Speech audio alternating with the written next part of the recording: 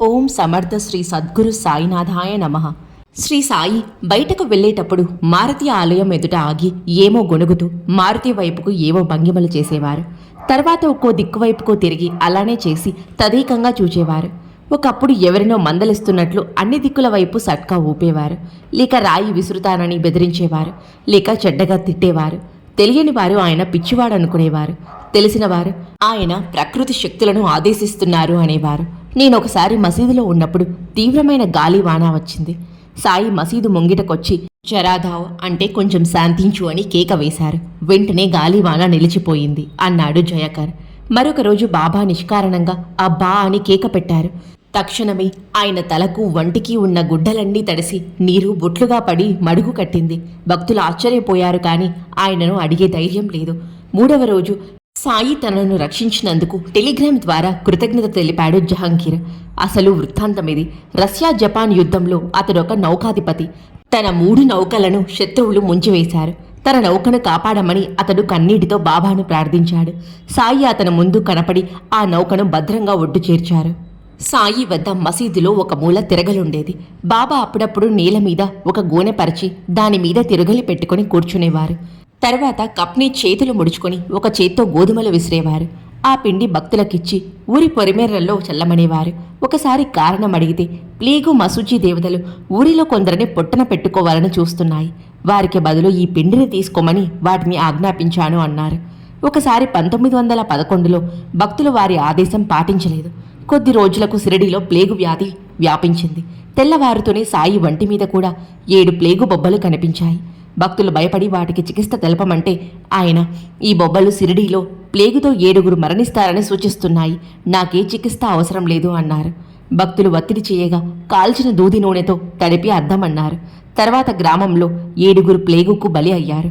బాబా వంటి మీద బొబ్బలు తగ్గేసరికి గ్రామంలో వ్యాధి అదృశ్యమయ్యింది. అప్పుడప్పుడు వచ్చిన వారందరికీ సాయి స్వయంగా వంట చేసేవారు.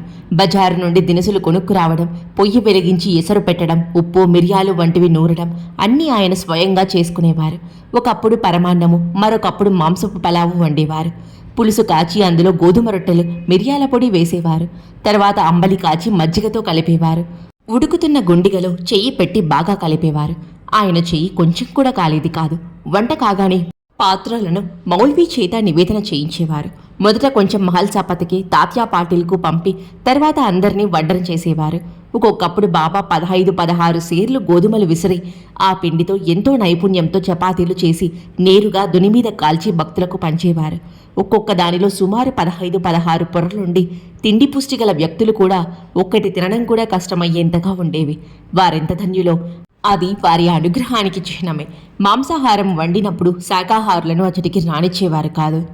ఒక్కొక్కప్పుడు ఆయన భక్తులను చెడ్డగా తిట్టేవారు. కారణం అడిగితే ఒకరితో, నేను తిట్టలేదు, ఆశీర్వదించాను అన్నారు. జూన్ 27, 1922న నార్కే అనే భక్తుడు దీక్షిత్కు ఇలా వ్రాశాడు: నేను కాపాడితే జాబును అనుసరించి శ్రీ మౌలి మహారాజ్ అనే సిద్ధపురుషుని దర్శించాను. శ్రీ సాయి గొప్ప మహనీయులని వారు చెప్పేవారు. ఒకరోజు ఒక బ్రాహ్మణుడు నా ఎదుట సాయి ఒక పేదరాలని చాలా చెడ్డగా తిట్టాడు. ఆయన సాధువెలా అవుతారు అన్నాడు. నీకు అర్థం కాలేదు. ఆ విధంగా ఆమె కోరిక నెరవేర్చారు బాబా. మొదట ఆమెకు సంతానమే లేదు, ఇప్పుడు ఆమెకు బిడ్డలున్నారు, పోయి చూడు అన్నారా మహనీయుడు. ఒక అర్ధరాత్రి మసీదులో సాయి ఒక్కరే ఉన్నారు. దూరాన ఒక మొంగిట్లో ఒక ప్రక్కగా పడుకున్న ఒక ముస్లిం భక్తునికి మెలకువ వచ్చి చూశాడు. సాయి ఏమో గొడుగుతూ ఆతృతగా అటూ ఇటూ తిరుగుతున్నాడు. ఇంతలో ఆకాశంలోంచి ఒక కాంతి గోళం ఒకటి మసీదు వైపుకు దూసుకువస్తుంది. బాబా త్వరగా అరబ్బీలో ఏవో మంత్రాలు పఠిస్తూ దుని మీదకు తల వంచి మెడపై సట్కా పెట్టుకున్నారు. ఆ కాంతిగోళం మసీదులోకి రాగానే కొద్దిసేపు మసీదంతా వెలిగిపోయింది. మర్నాడు సాయి అతిథులొచ్చారు, సత్కరించాలి అంటూ మాంసం వండి మసీదులో ఒకచోట ఉంచారు. దాని భావమేమో ఎవరికీ తెలియలేదు. ఒకరోజు దుని దగ్గర స్తంభానికి ఆనుకొని కూర్చున్న లక్ష్మీబాయి షిండేతో సాయి, ఇక్కడకు రోజూ వచ్చే పామును చూచావా అన్నారు. ఆమె చూడలేనన్నది. కొద్ది నిమిషాలలో ఒక పాము ఆయన వీపు మీదగా భుజం వైకి ప్రాకి కూర్చున్నది. ఆమె భయంతో అదిగో పాము అన్నది. అదేమీ చేయదని తన దారిన తాను తులసి బృందావనం వద్దకు వెళుతుందని బాబా చెప్పారు.